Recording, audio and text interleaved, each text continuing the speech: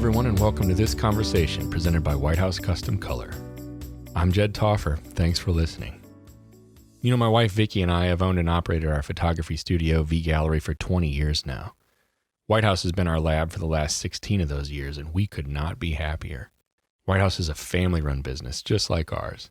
If you haven't already, check them out at whcc.com.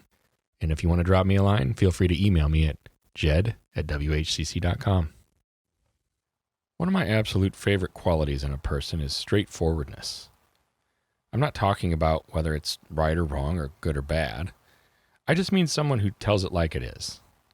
Someone you don't have to wonder about. Now, every once in a while, if you choose to hang with someone like that, you're going to hear something you don't like. But that's part of the gig. Frankness isn't always pleasant. There's a reason why people say the truth hurts, because sometimes it does. But sometimes that's what we need to hear in order to have a chance to change for the better. Darty Hines considers himself to be a straight shooter. Along with his wife, he owns and runs Sync and Sync Sports, which are two of some of the best mid-sized conferences in the photography industry. Darty doesn't mince words. He gets right to the point and calls them as he sees them. Enjoy our chat. Give me the deets. All right, my name is Darty Hines, and currently I'm living in central Pennsylvania, around the Harrisburg area. I have been a professional photographer for about 25 years, and currently I am the owner of Sync with my wife, Michelle, and we run two photography conferences. One is called Sync, it's in Destin, Florida, and the other one's Sync Sports, and that one is in Pennsylvania. Now, in the grand scheme of things, how much photography are you still doing? In the grand scheme of things, I'm not doing much currently right now. Right. When Sync became a bigger part of our lives, I knew I was eventually going to have to scale back in the photography world just a little bit. Over the course of the last 2 or 3 years, I definitely have kind of pulled back quite a bit. Currently, I'm photographing like past clients who I did siblings, and they got to say, take my other kid's picture, and so we're doing that. And there's some close families that we're friends with that we're still photographing, some close families. I did weddings, 20 years ago, but I don't even do weddings anymore. I haven't done that in a long time. But yeah, just kind of scaled it back a little bit to really concentrate on more what we were passionate about. And that was running the conference and trying to make sure that conference was the best it could be. And to make that happen, I felt like I had to scale back other parts of my life to make that a success that we wanted it to be. So 25 years ago, you started, right? Right, correct. Where did you start, or how did you start? I started in college, actually. I was one of the very few probably photographers these days don't really go to photography school or a college. I have an associate's degree in portrait photography, actually. You do? Yeah, isn't that weird?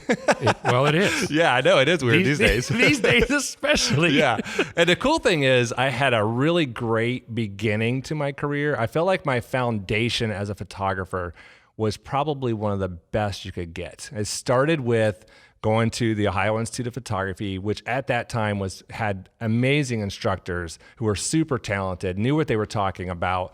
I mean, my portrait photography career, I was trained by somebody like Mark Garber, who's an excellent photographer. Really? Did he train you? He was one of my instructors. Buffy? For sure. Yeah. Oh my gosh, he's one of my favorite people in the whole world. Yeah. We're going to do one of these someday. Yes, you should. Oh absolutely. My gosh, I didn't know that. Yeah, I went to school. He was one of my instructors for sure. That's awesome. I went to school. I'll throw some names around. I went to school with Brian Killian from Peter's Photography. Yep. We're still friends. So he was in my class. A photographer, maybe not as known, but Joe McNamara was in my class, and he's an amazing photographer. So I felt like we had a strong class of 1992, I think it was. And some of them are still doing photography, some aren't. Yeah. And then from there, I had a great foundation. My very first job was a very I would call it old masters traditional photographer, which that's a fantastic foundation. I mean, seriously. Rock solid. Yeah. I mean, I was shooting on old master's background, doing headshots for seniors. It was before anybody was really doing much outdoors or going, you wouldn't go on location. You just shot everything in the studio. So when you were photographing back in those days, was it primarily seniors then? Like, has it kind of always been senior photography for you? I would say heavy seniors, but I mean, probably what people don't know about me, I'm a really good family portrait photographer. I'm just not really known, for that. Right. But I can pose a really good family, no problem there. Yeah. I don't brag on myself. I hate doing that, but I'm that's why you're here. That's why you're here. I'm a really good kids photographer. I relate really well with kids. I know a lot of tricks to get them to smile and, to ease that comfort level when they come into a studio. So you wouldn't say that the senior part is that you focus on that because of a passion just for seniors necessarily, would you? No, definitely not. That's just kind of how the chips have fallen. That's so to correct. speak. Yeah, I would say going back to like old history, I worked with Larry Peters for 3 years. There you go. So he was the senior photographer god. Mm-hmm. So you start when you are in that career, they did some families, they dabbled in families and things like that, but really they were known for senior photography. Other than the obvious, digital transition between now and back in the day, even when you started, what are the biggest differences that you see, the way that they've manifested between now and 25 years ago? How are things different other than digital? Other than digital, I feel like things are different, mainly because right now it's a more instant kind of let me think about that. How do I want to say that? I think things are different right now because I feel like the world lives in more of an instant gratification kind of a situation. It's like we want things now. Yeah. We're in we go back, and you shoot film, you had to wait a whole week before you even saw if it turned out, if it was even going to work. Right, exactly. And now that would never work in these days because people want things now. Right. And obviously marketing has changed tremendously. How so?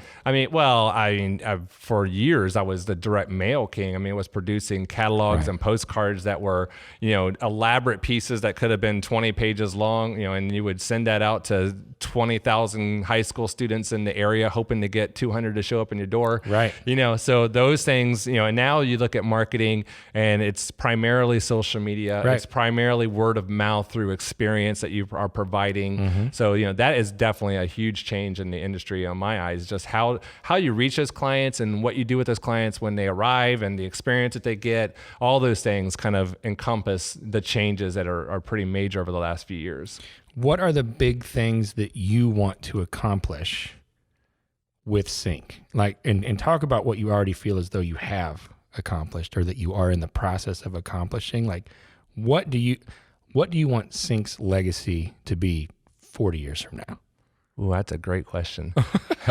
I feel like for me, from myself and my wife, Michelle, we create Sync for a couple of different reasons. And people, a lot of time people ask me these kind of questions and it's so hard to kind of talk about or to explain because, a lot of times you have to experience something to understand it, That's true. And there's some people that have come to the recent Sync conventions and they've never been before. And they stop me in the hallway and they go, okay, now that I'm here, I get it, and it's like, they didn't understand until they actually get here. And I think that what we want to accomplish out of this event is, number one, foremost in everything else, is to provide an educational experience where a photographer can come and literally their life has changed. They get an idea that completely changes everything in their business, which, because it all trickles down. It goes from the change in your business that you can now change that and make more money for your family and so your family and everything and your community, they all benefit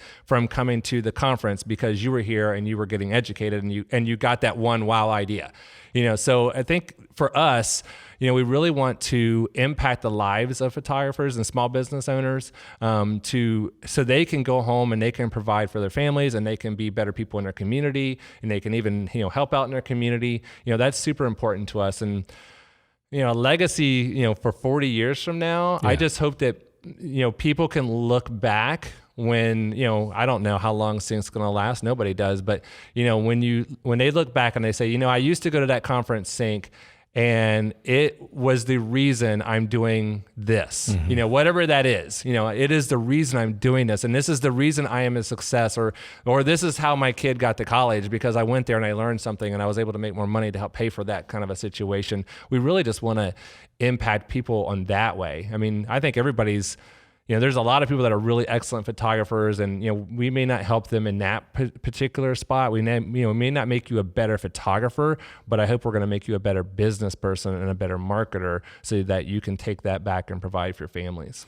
So there's a lot of different conventions now, and some are big, and a lot of them are smaller, like this, right? So like 400 to 600 people is about where you're at, right? And then some of them have thousands.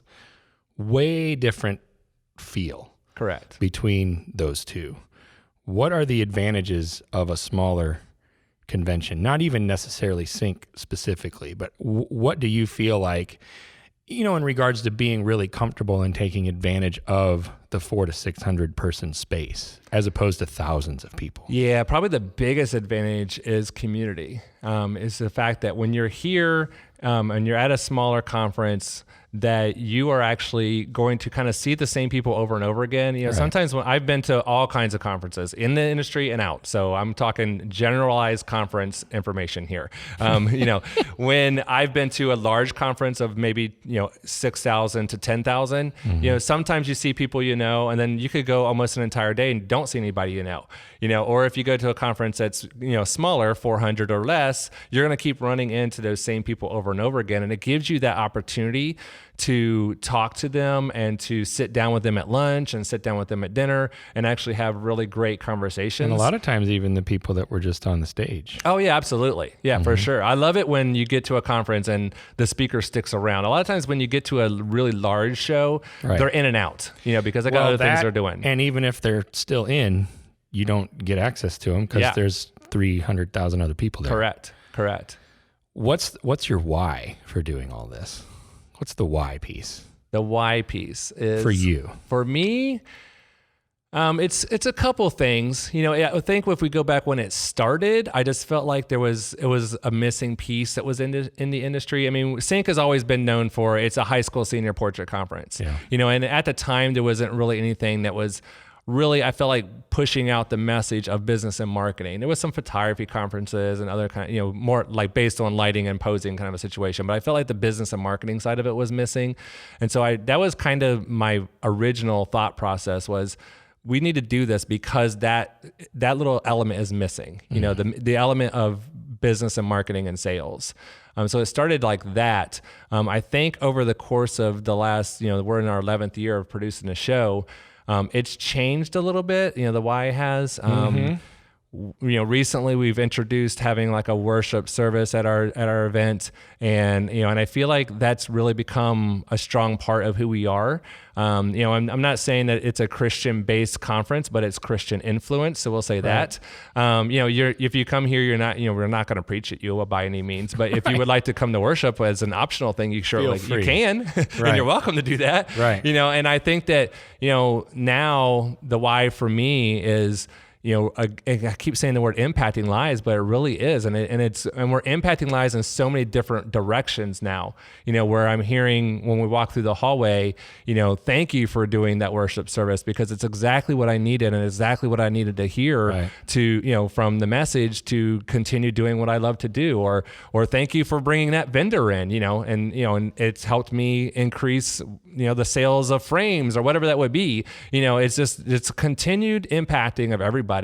And trying to, people say to me all the time, they go, I come to Sync because I know the education is going to be good, but I come here because of that community feel that's involved here. I mean, because I know that I'm going to learn. Actually, this year at the show this year, somebody came up to me and said, at dinner time, I was able to sit down with another photographer, and he explained to me something that I've been missing for the last 3 years. It's already paid for my conference. Yes, I'm going to continue going to the rest of the classes, but I'm already done. I'm paid for and I'm good. So things like that, when that happens, you get that from a smaller conference and a smaller venue versus the larger ones. Well, and as the showrunner, so to speak, is there anything better that you could hear really than something like that? Absolutely. Even the vendors, they tell me a lot of times, they'll say things like, they call it a hallway show, where that means that they're in the hallways talking to attendees. And, yes, being in the trade show is important, but those communications and those really connections happen in the hallway. Those interactions can happen the whole time. Correct. Right. Yeah. Do you feel as though, so you can say that the manifestation of it, I guess, would be the worship service, but I'm talking about even from a broader perspective, like the community aspect of all of that. Do you feel as though, considering who you and your wife are, that it was an inevitability that something like that would occur at a conference that you guys are running? Like, was the that, worship part of it? Well, the worship would be a manifestation, like one of the manifestations, but also the community piece, and also like your why in particular. Like, that would be kind of inevitable for it to occur or to start to manifest or start it to evolve into that, because over the course of the last 11 years, it has. Right. Like, there was no getting away from that, was there? No, there really wasn't. And, and I think, a lot of people have come up to me and said, we really feel that you guys put your heart in, we can feel your heart and soul that's in this event. Yeah. And I said at the very first night of our current opening show, I said, you know what, my wife and I, we touch every single thing that's in this building. We put together the banners, we put together the buttons, we design all the graphics. I'm not trying to brag, but it's us. I mean, you're dealing with us. And then even, I try as the show owner, I try to be in front of the attendees as much as possible. I try to welcome them at the door. I don't want to, when I go to a conference, I want to be able to see some of the people that are running that conference. Yes. I want to be able to get face to face with the owners. And, and so I've always said that when I went to a conference, I would sit there and go, well, if I was running it, I would do this, and so you put your money where your mouth is and do it, right. Right. Yeah. So, all the things that you feel like you're missing, like I do that. I'll go to, like, I've been to some church conferences where it's all about how to do the staging and lighting and the marketing for churches, because we take that feel into sync. Sure. And when I'm there, I go, you know what? I really love what they're doing here, and how can I take that and change it and use it in our business? Well, it's cool that you're grabbing influences from outside of our industry, right? You're like bringing in new elements that you're seeing other places. Oh yeah, I think that's super important. I think if you stay inside your bubble, that is a wrong way to run a business. Right. You've got to get out there and look around, right? Because you never know. We go to a lot of conferences, we go to a lot of trade shows, right. And a lot of times we walk out and go, okay, that was that $1 million idea. That was the one idea we were looking for. We spent 3 days there. We got one idea. It was worth it because it changed the way we were thinking about something. So are you at is hovering around the 400, 500, 600 person space? Is that the ideal size? I mean, at what point do you think it would be harder to manage and keep it the way that you want it to be? Yeah, we're pretty happy with that if we could, I'd be really happy like around 5 to 550, right? Because it's still manageable for us to run. We have some very close friends who volunteer and help us out, while we're here, but it's still manageable for us, as show owners, because I think if we got much bigger than that, now all of a sudden we're in the office constantly and we can't be out, helping because we're behind the scenes doing too much. And all of a sudden you lose that personal connection. You need to have that personal connection with your client, whether it's a conference or a photography studio. So the size, there's intentionality there to that size to keep it manageable so that it can meet the expectations that you have for. Yes, absolutely. I mean, people always go, lower your price, you could get 10,000 people here. I'm not really interested in that. It's not going to be, it wouldn't be the same anymore. It would not be the same. It would be a shadow of itself. Right. Yeah. I'm not interested in growing to the point where, having multiple tracks and having, and where people can't communicate with each other and sit down at lunch and have dinner with your friends, have dinner with speakers, have dinner with vendors. That's what we want. We want those kind of things happening. What do you see like for the future of the industry regarding conferences? Do you think that these little more niched conferences are what is better for the industry as a whole? Boy, that's a great question. Is that too loaded? No, it's not too loaded. Tried to give you a big softball there. Yeah, no kidding. Because it's like you're talking about your competition. But that's okay. You are. I am talking about my competition. Sure. I've always been a straight shooter. I know it. Yeah. That's so why it's I'm how asking. it is. Yeah. So, I think here's my opinion on conferences. I think some of the larger conferences, like when you're talking, the 10,000 and up conferences, I think they're struggling because they're trying to reach that number and they've got to do too much for too many people. Yeah. And so I think that's a difficult thing. And I think that's something that's kind of happening over the course of probably the last 3 years. And I think because there's a lot of little smaller conferences popping up, or some people are calling them workshops, whatever you want. Right. Even if it's a workshop of 50 people, Right. that's 50 people that may not choose you. Right. It's so different than when photography studios, when everybody, they say everybody's a photographer now, that, if a photographer is taking 5% of your business in your town and another photographer is taking 5 and another photographer is taking 5, all of a sudden you lost 15% of your business. Right. That's big. Right. So if all these little small niche conferences are taking 5% of your business, Yep. the bigger boys are going to feel that. Right. And I think that's what's happening right now, is that some of those larger conferences and conventions are feeling that. Sure. And I think also, one of the great things about Sync is the board is Michelle and I. We don't have a board of directors. We don't have to, we don't have to answer to anybody. Right. And when you get into those large organizations, they've got to do that. They've got to Right. answer to people. And a lot of times what happens when you're on a board of directors, there's people that are only going to do it one way. Right. And they've done it the same way. And we don't need to change anything. That's one of the great things about Sync. When all these attendees that are here come next year, it's going to be completely different. The Right. graphics change, the design of the stage changes, everything changes. You can never expect the same exact thing because we're constantly evolving and constantly changing. Well, so it's always new and fresh. It And, has to be. Right. It has to be, because why would you want to come back if it's not? well, and you guys can make adjustments on the fly too. A Oh, yeah. two-person board. Sure. That's very manageable for you guys. That's exactly right. And let's be honest, she makes all the rules. Well, okay, so go a little bit further with that, because this will resonate with people that work together, including myself. So Sure. this is me asking for a friend that's name is Jed Toffer. What's it like for you working with your spouse? You know what? Let's just be honest. I think you understand this, that it's challenging days and there's rewarding days. Yeah. And they come and they go, and that's great. And that's part of it. And that's part of being married. And that's part of being in business with a partner of any kind, whether it's your spouse or not.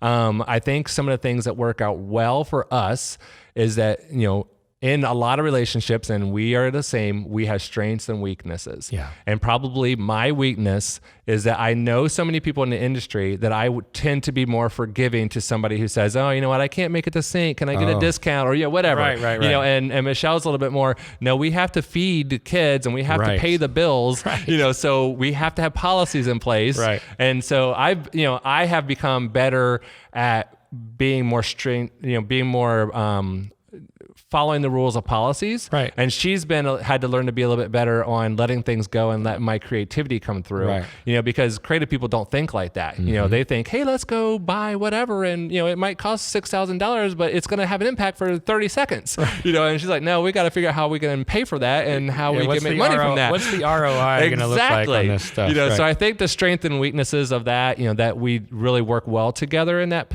kind of a situation, Right. because we balance each other out. And I think that's important. And the other thing, you're going to have frustrating days. Yeah. Absolutely going to have frustrating days. Yeah, buddy. But it's so cliche, but it is true. Communication is the key. I mean, when you are feeling frustrated, you just gotta, say, you know what, we gotta take a break. Because a lot of times it's just because your brain is fried, and you probably have been hashing out an idea for hours and hours and hours, and then the frustration comes, and then that, to me, that's break time. Let's come back to this, when we're both fresh, and then usually when that happens, things happen. Things seem to get better. What sort of intentional things do you guys have in place to help you with that balance, right?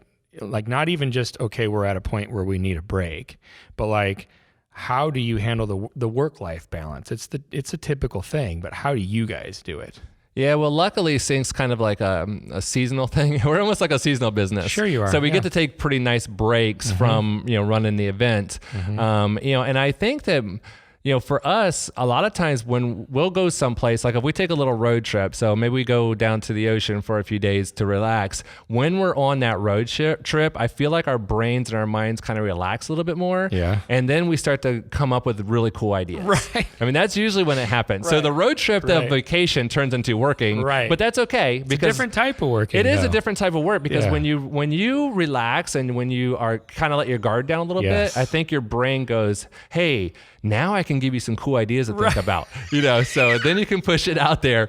And so that happens. I mean, there's so many times that we've been, even on the way home from Sync, it's a 14-hour drive back to Pennsylvania in our truck, that I guarantee you we'll have ideas for the following year, next year that we come up with, even though we just completely finished the first year, 2 days ago. It's like you have to have a notepad or a laptop handy so that you can start, because when the inevitable brainstorm hits you, you can have it all written down. Correct. And I think as entrepreneurs, you're almost always working these days. Right. I mean, it's hard and it's sad, but it's hard to take a true break where you are not working. But really all the more importance in being intentional of taking a break is not just for the break itself and for your own like health, but also because a lot of times that's when some of the best stuff will just present itself. Oh yeah. I love how you like separated the brain from you. Like your brain is going to tell you these things because that's so how it works. It is. Right? Yeah. And you're like, ooh, here it is. Yeah, exactly. Exactly. What are the deets? Where do people go to find out about all this stuff? Well, the easiest way is just go to our website, which is synkrocks.com, SYNCROCKS.com. And on there, we do run 2 events. We have one that's called Sync and one that's called Sync Sports, which is for the volume sports photographers. And so with the 2 events, they're both there. Contact us information's on there. Every social is all at Sync Rocks, or the sports one's at Sync Rock Sports. So it's, we're pretty much everywhere. If you're a photographer and you haven't heard about Sync, I don't know where you've been. It's hard to get away from it. It's out there. It's out there. So, but yeah, that's the easiest way is, social and on the website. Thanks so much for doing this with me. You took time out of your very busy schedule to do this, and I really appreciate it. It is my pleasure, Ted. Thanks, dude.